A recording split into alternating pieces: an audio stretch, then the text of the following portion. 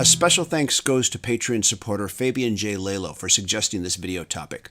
Only Patreon supporters get to suggest video topics, and if you'd like to become a Patreon supporter, please follow the link under Show More.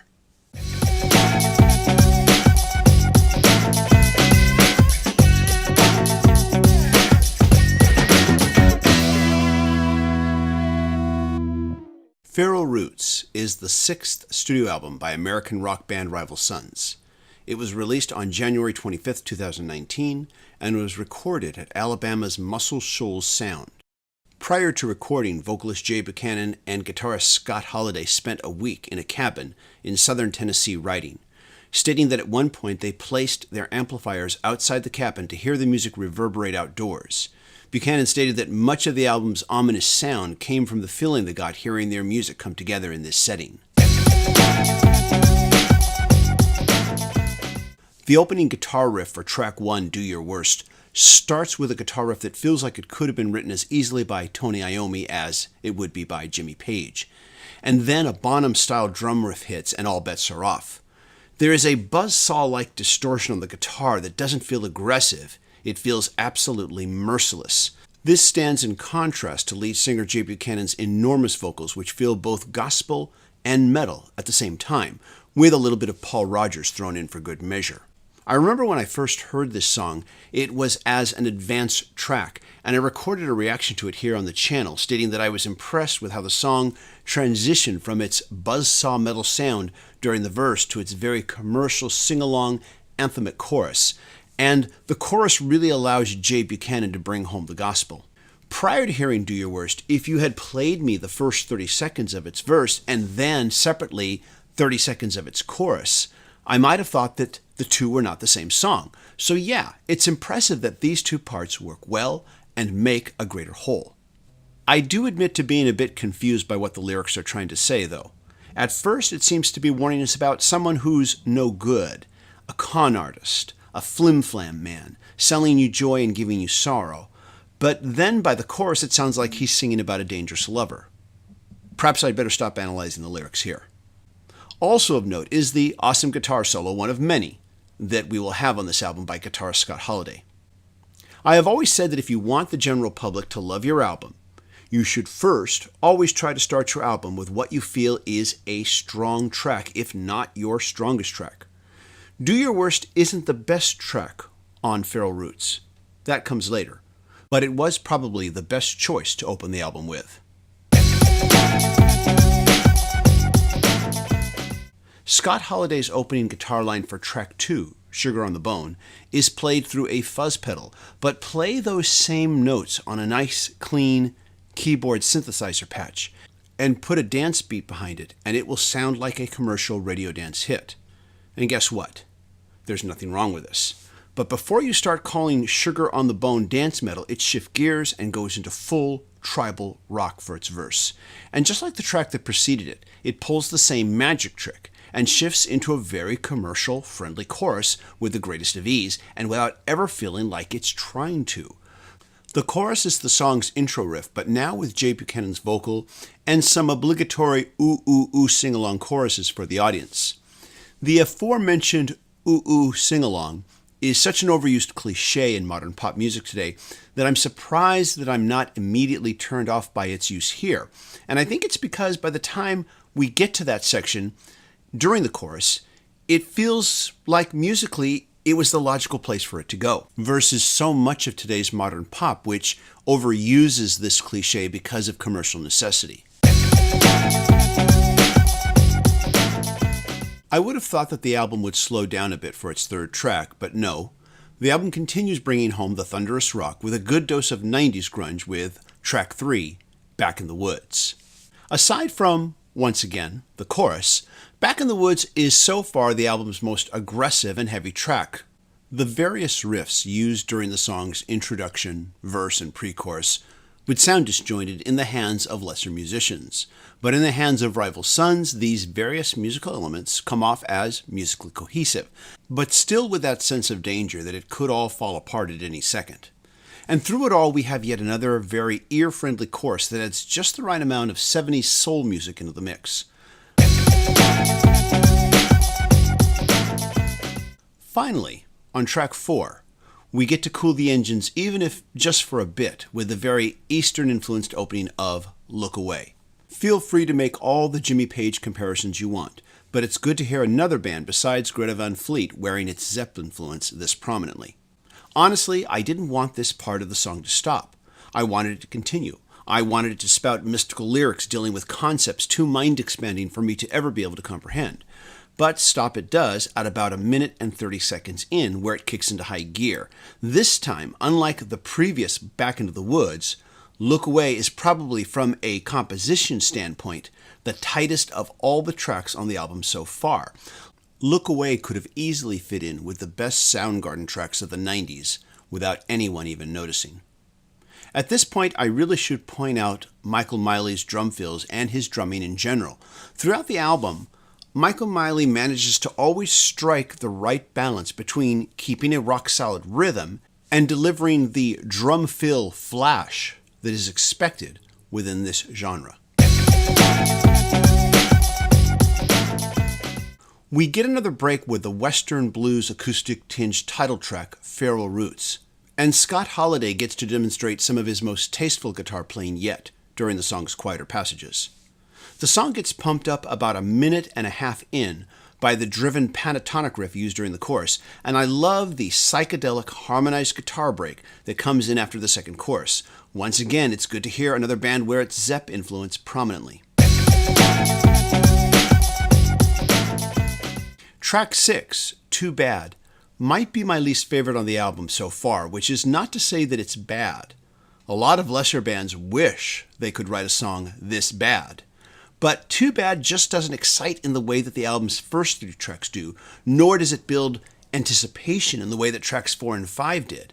Still, it's a pretty good track, and perhaps it will grow on me more with future listens.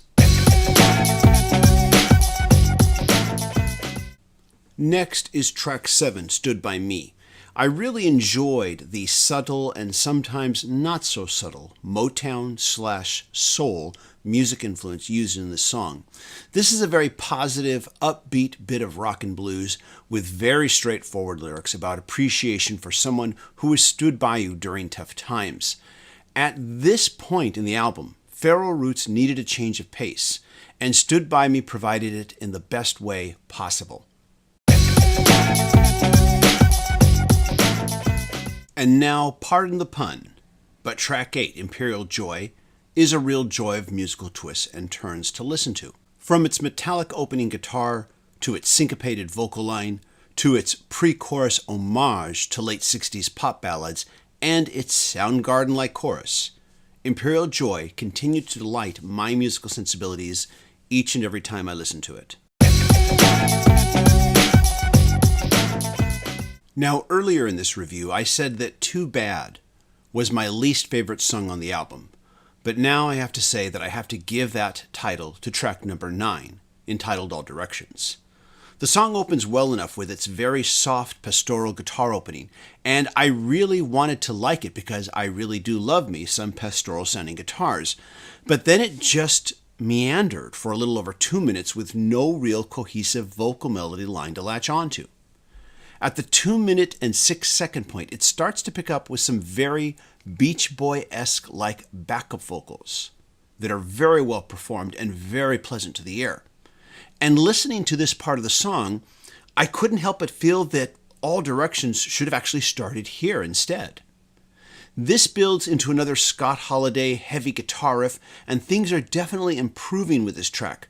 But then we get a harmonized guitar solo that unfortunately sounds a bit too much like the harmonized guitar solo we heard in track 5, which is the album's title track. At this point, we are a little over 3 minutes in, and the song continues its instrumental build for the song's remaining 4 minutes and 29 seconds runtime. The song ends with a discordant fixed piano closing that feels lifted from the Rolling Stones' 2,000 Light Years from Home. Perhaps this was an intentional homage, and if it was, I probably wouldn't feel negative about it if the song had a stronger structure. As much as I wanted to like this track, and I did give it several listens, it just feels as though the band and everyone else involved was trying to throw in as much of the entire musical sync as possible into it. I admire it for its ambition, But this track, whose second half is better than its first half, feels like it's trying way too hard to be profound. It pains me to have to describe All Directions as a musical train wreck, but at least it was an ambitious train wreck. Track 10, End of Forever, opens with a wonderfully sounding experimental percussion opening that I do have to admit musically faked me out into thinking I was going to get something different before breaking into another great Scott Hallyday heavy guitar riff. Throughout this album, I have mentioned several times where I heard shades of Zeppelin and shades of Soundgarden. End of Forever definitely leans into Soundgarden territory. It's raw and aggressive, it's mysterious and haunting, and drummer Michael Miley gives what I think is his most notable drum performance. We may have lost our way with track 9, but we find our way back with track 10, End of Forever. The album says, "Sorry for that last bit, mate. Now we're going to make it up to you." And they do. We've almost arrived to the last track of Feral Roots, and one thing I haven't talked about yet in this review is bassist Dave Bestie. I haven't said much about his bass playing because I haven't much noticed his playing on this album. There doesn't seem to be anything wrong with his playing, but nothing about his performance stands out. But this might have more to do with how the album was mixed than his actual musical chops. Dave Bestie's bass seems very buried in the mix in comparison to everything else on the record. Several times during this review, I had to stop and listen carefully for his bass guitar. Okay, back to the record. So if you aren't going to open with your best song, then you need to close with it, which is what Rival Sons does with track 11, Shooting Stars. Hands down, the best song on the album. At first you hear what might be the sound of the wind. Then you realize, no, it's the sound of human voices that are growing.